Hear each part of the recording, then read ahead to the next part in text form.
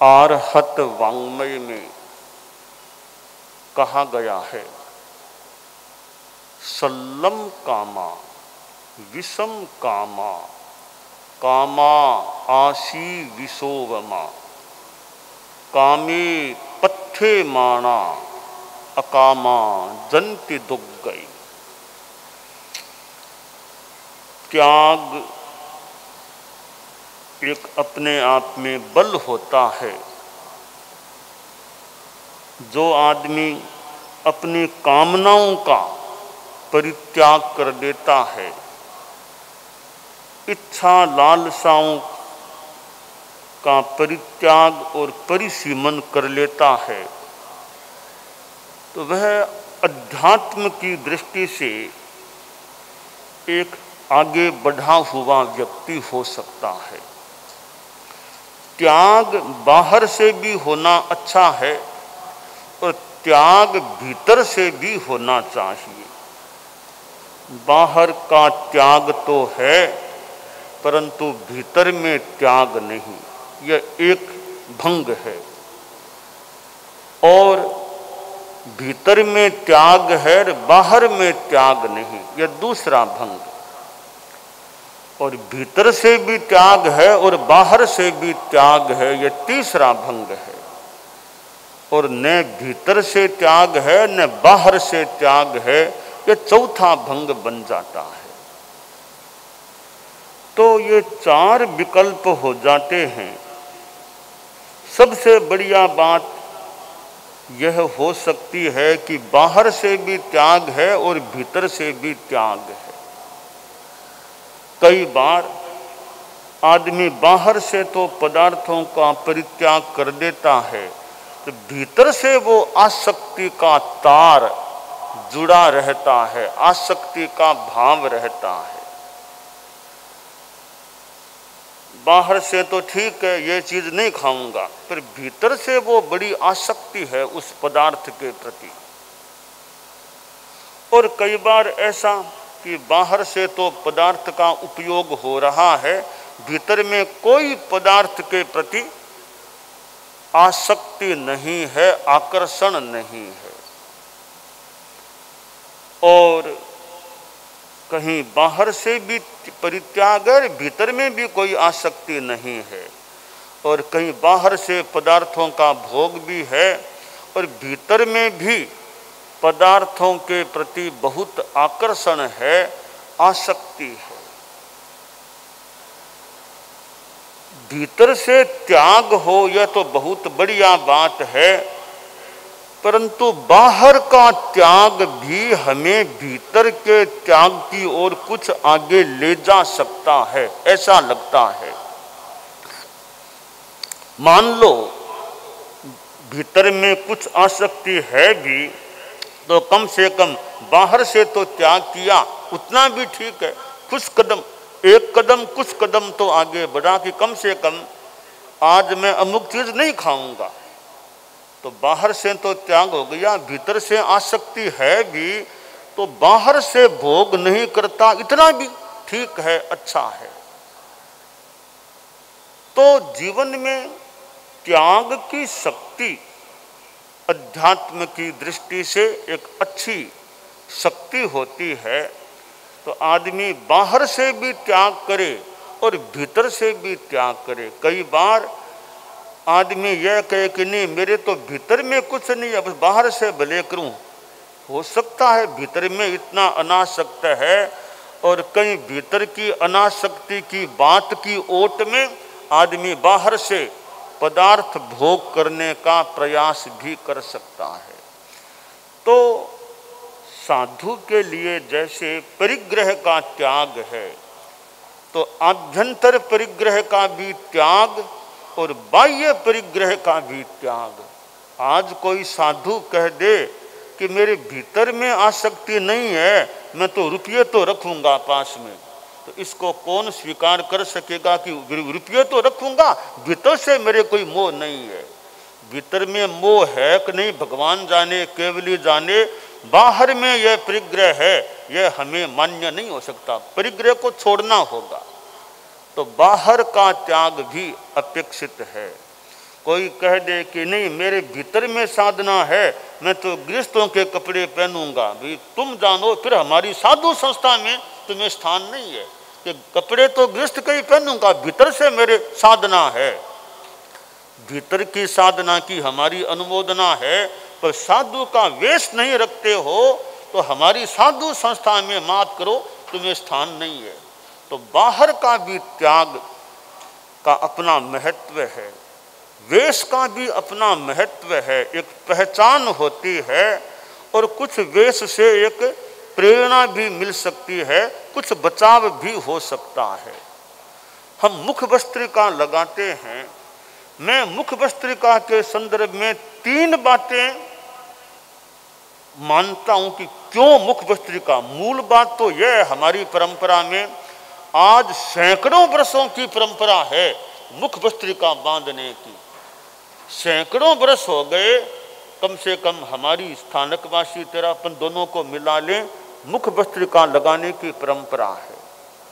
और ज़्यादा अतीत में की बात छोड़ दें, सैकड़ों वर्षों का इतिहास है। अब मुख वस्त्रिका क्यों लगाना, इसके पीछे मूल तो सिद्धांत यह है कि वायु काल की अजयना से बचना परंपरा में माना गया है।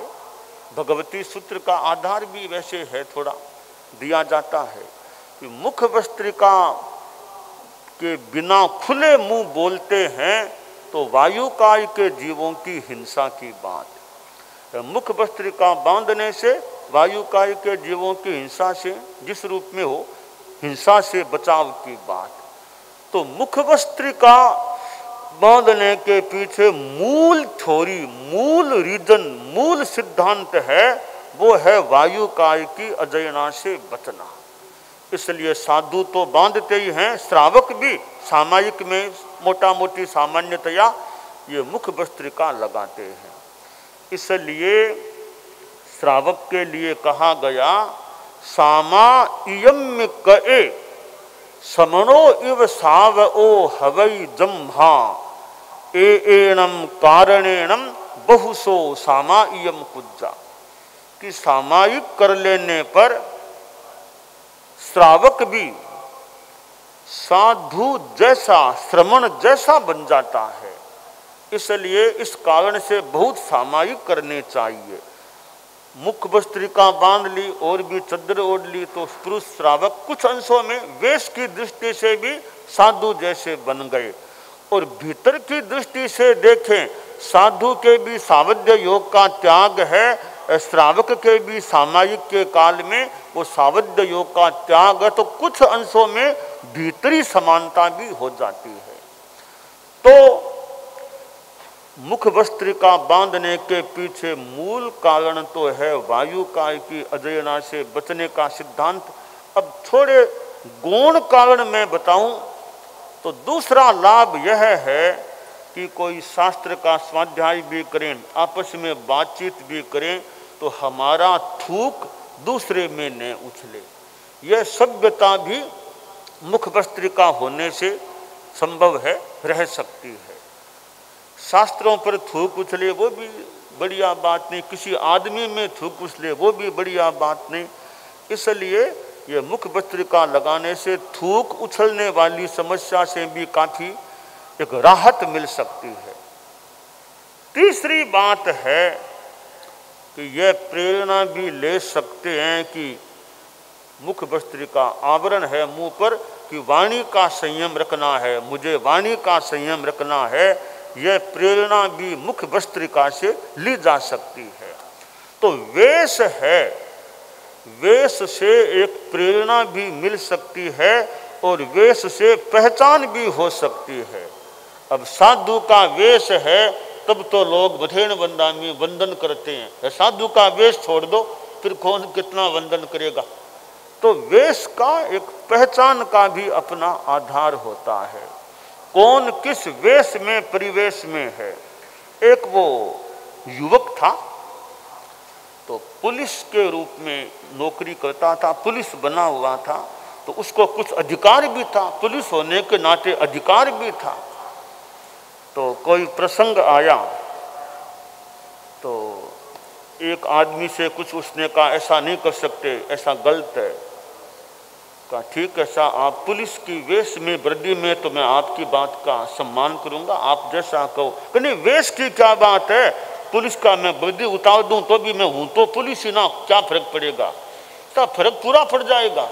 तो आप ऑन ड्यूटी पुलिस का वर्दी उतार दो, फिर मैं देखता हूँ क्या होता है आप में। का क्या बात है, अगर आप घर में आप कुछ भी पहनो, आपकी इच्छा, पुलिस की ड्यूटी में खड़े हो, वहां पुलिस की वर्दी उतार दोगे, फिर आपका महत्व घट जाएगा। कि नहीं, क्या घटेगा। तो उसने पुलिस के सारा वेश फेंका, सामान्य वेश पहन लिया। तो आदमी बोला अब आप कुछ बोलो, मुझे 2-4 थप्पड़ लगा दूंगा आपके। तो पहले नहीं लगा सकता, पहले आप पुलिस की वर्दी में थे तो मेरा कर्तव्य था सम्मान। अब पुलिस का वेश छोड़ दिया, अब मैं भी बराबर में 2 थप्पड़ की लगा दूंगा आपके। तो पुलिस के वेश का महत्व, इसी तरह साधु के वेश का भी महत्व है। एक कुत्ता था, कुत्ता वेश का कितना महत्व होता है। एक कोई फकीर था सन्यासी के वेश में, तो वो एक गली में यूं कोई किसी काम से खड़ा था, तो वो कुत्ता कोई कीचड़ में लेट गया था, लथपथ हो गया कीचड़ से। वो दौड़ता दौड़ता वो साधु के पास से गुजरा, साधु के पास से गुजरा, उसने पूंछ हिलाई, वो कीचड़ के छिंटे साधु के अधो वस्त्र के लग गए। तो साधु को आया गुस्सा, हाथ में एक लकड़ी थी, 2-4 कुत्ते के जमाई, कुत्ता बेचारा भाग गया। अब कल्पना की बात है, कल्पना कहानी काल्पनिक बात है। तो कुत्ते ने सोचा रे साधु ने मुझे पीट दिया, मैं कोर्ट में शिकायत करूंगा साधु की। तो कुत्ता कोर्ट में चला गया, न्यायाधीश के वहां। साहब मेरी भी बात सुनिए। साहब बोलो क्या बात है। अब काल्पनिक, हम कल्पना की बात थी। उसने कहा जी मेरे साथ अन्याय हो गया, एक साधु ने मुझे पीट दिया, तो साधु को दंडित किया जाना चाहिए। तो साधु को कोर्ट में उपस्थित होने का आदेश हुआ, तो साधु को जाना पड़ा कोर्ट में। दोनों की सुनवाई हुई, कुत्ते ने अपना पक्ष रखा। कुत्ते ने कहा साधु ने मुझे पीटा है, साधु को दंड मिलना चाहिए। तो न्यायाधीश ने साधु से पूछा क्यों महाराज जी आपने पीटा कुत्ते को। पीटा तो था, कि क्यों पीटा, कि इसने मेरा यह अधो वस्त्र खराब कर दिया, कीचड़ के छिंटे उछाल दिए, इसलिए मैंने इसको पीट दिया। तो न्यायाधीश ने कहा अभी तुमने छिंटे क्यों उछाले थे, क्यों इसका कपड़ा खराब किया। कुत्ता बोला सा मेरी तो आदत है, पूंछ हिलाना मेरी आदत है, तो पूंछ मेरी कीचड़ से लथपथ थी, मैंने तो आदत, कोई इरादा नहीं था कि छिंटा उछालूं, एक आदतन रूप में पूंछ हिलाई, छिंटे उछल गए होंगे। तो न्यायाधीश ने साधु से कहा भी ठीक है, कुत्ता है, पशु है, छिंटे, इसका इरादा तो था नहीं, जैसा ये कह रहा है, आदतन रूप में पूंछ हिलाई और छिंटे उछल गए। तो साधु ने कहा कि मेरे कपड़े खराब कर दिए इसलिए मैंने पीटा। तो न्यायाधीश ने कुत्ते से कहा भी साधु का उत्तर तो आ गया। कुत्ता बोला जी उत्तर तो आ गया, मैं साधु के पास गया क्यों, मैं दूर था, और कोई आदमी होता तो इतना नेड़ा नहीं जाता। मैंने सोचा साधु है, अहिंसा का पुजारी है, तन कर मन कर वचन कर देतन काहू दुख, तुलसी पातक झड़त है देखत बाको मुख। साधु तो अहिंसा मूर्ति, दया मूर्ति, क्षमा मूर्ति, समता मूर्ति, त्याग मूर्ति पुरुष हैं, इनके पास जाओ कोई खतरा नहीं, साधु कभी नहीं पीटेंगे, ये मुझे मन में भरोसा था। इस भरोसे के आधार पर मैं साधु के निकट चला गया और साधु ने मुझे पीट दिया, और कोई आदमी मुझे पीटता मैं कोर्ट में नहीं आता, सामान्य कोई पीटता मैं कोर्ट में नहीं आता, ठीक है, मैं निकट गया पीट दिया, चिंटे उछल गए। तो साधु जैसा त्यागी आदमी जो अहिंसा मूर्ति कहलाने वाला, साधु को कोई पीट भी दे तो साधु का धर्म है समता रखना, तो साधु ने मुझे पीट दिया, यह मेरे साथ अन्याय हुआ। तो न्यायाधीश ने फैसला दिया वास्तव में साधु दंड योग्य है, साधु होकर के कुत्ते को पीटा इसलिए साधु दंडनीय है, इसको दंड दिया जाएगा। तो न्यायाधीश ने कहा तुम तो पशु हो, तुम बता दो इस साधु को क्या दंड देना चाहिए। हमारे किताबों में कोई विधान है नहीं कि पशु और पुरुष आदमी के बदले में दंड की संहिता है नहीं। तुम सुझाव दे दो कि तुम्हारे पर पिटाई की जो बात है इस साधु को क्या दंड मिलना चाहिए। तो कुत्ता बोला लॉर्ड माय लॉर्ड, और कोई दंड की बात नहीं, इस साधु से साधु का वेश उतरवा लीजिए आप, ताकि धोखा न हो, लोग साधु नहीं माने इसको। इसलिए यह बाहर का भी महत्व है अपना ढंग का, भीतर का भी महत्व है। तो त्याग भीतर से भी होना चाहिए और सामान्य रूपेण बाहर से भी होना चाहिए। तो एक व्यवहार में भी त्याग है और भीतर में भी त्याग है।